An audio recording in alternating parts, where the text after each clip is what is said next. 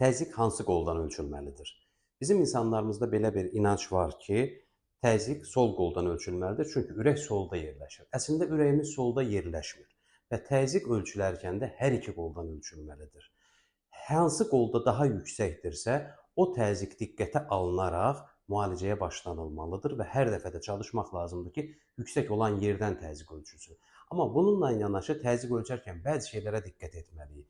Bunlardan birincisi səssiz və sakit ortamda ölçülməlidir.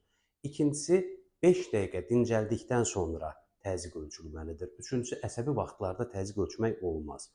Siqaret, çay və qəhvə içdikdən 30 dəqiqə sonra ancaq təzyiq ölçülə bilər. Təzyiq ölçülərkən ayaqlar yerə dəyməlidir.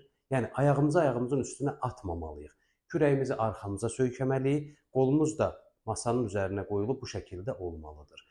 Bütün bunlara diqqət etdikdən sonra doğru təzyiq ölçümü aparıla bilər.